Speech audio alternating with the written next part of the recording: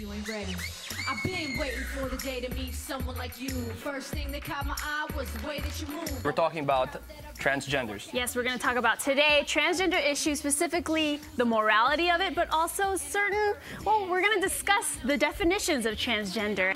Things went well for the first 3 months. Even wait to kiss after our first 3 blunts. Transsexuals take this extra step to conform to who they would like to how they would like to express themselves. So a lot of these things depend on health of the person, the financial situation, I see. familial problems, age. You know, so not everybody gets sexual reassignment surgery, or what we call SRS. It is very confusing for, are you a woman or are you a man? You would introduce yourself to anybody as a woman. Yes. Would this be considered a sin? My belief as a baptized Catholic is that we love the person, but we do not condone any action will be an offense to God. Being Catholic, I was taught that love everybody, you know, and God does not discriminate. And if you can use the religion as a form of discrimination, then I don't need to talk to you.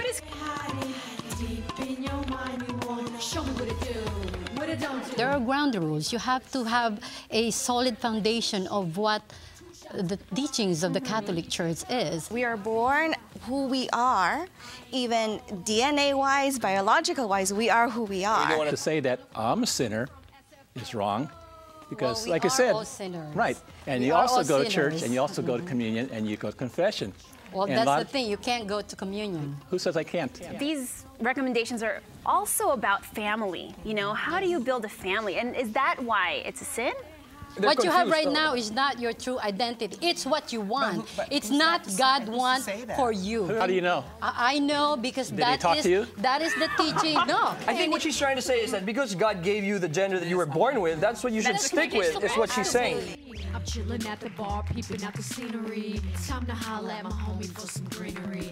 Transgendered ladies on the panel, thank you for coming here and speaking out and using your life to educate other people, because there's a lot that we're lacking in our society, and it's the people like you who make a change. What makes, for example, the people on the other side, what makes them the arbiters of morality? I mean, you know, like, are we getting text messages from God? You know, are there shows on TFC that my TiVo is not picking up? As a married person, I was a male. I was married to a wife as a male. I had children as a male, but I transitioned later in life. The bishop in our diocese had no problem with me or anybody in his diocese being transgendered. The family institution is one of the most critical unifying forces in our country, in our world. How do you define those roles in your family? My kids call me Dad. I told them you can call me Dad. We parent together. We do things together. You think you are being honest, but you're not, because that's not your true identity. You change your identity, and by doing that, you defy God and you defy nature. I say defy God because you change your sex. Therefore, you become your own God. Dope dealers trying to holler at you. I kick back when they popping at you. I know you're tired. On our own, we don't have the power to change ourselves. Our own strength, no, we can't do it. Only Jesus does. I believe he does because he changed me. We're all naked and the rest is drag.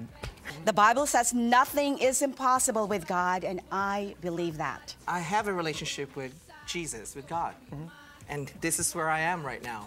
And I could never, I mean, I'm so happy with who I am and where I'm at. And just to be true to yourself, because being true to yourself really will lead you to a path of happiness. As a baptized Catholic, we love everyone, but we can never condone anything that offends God. It would be sad for all of us to go to die and go up to heaven and have God tell all the people that espoused his name, you know, the people that you were discriminating against, I put them there for a reason. And that's the reason why they are.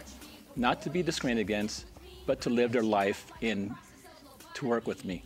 You know, at the end of the day, I mean, we're all people. I mean, we're all people. Who's moral, who's not immoral? Maybe they may be considered immoral based on the category that the Bible gives them as man or woman. They're going against it, but they don't cheat, they don't steal, they don't lie. These three lovely ladies are very productive members of society. Once a police officer, now a father, community leader, performer.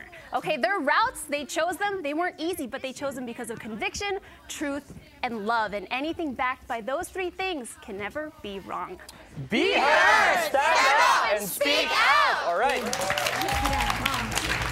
I'm Jim Rowe. How we we doing? Speak out. What?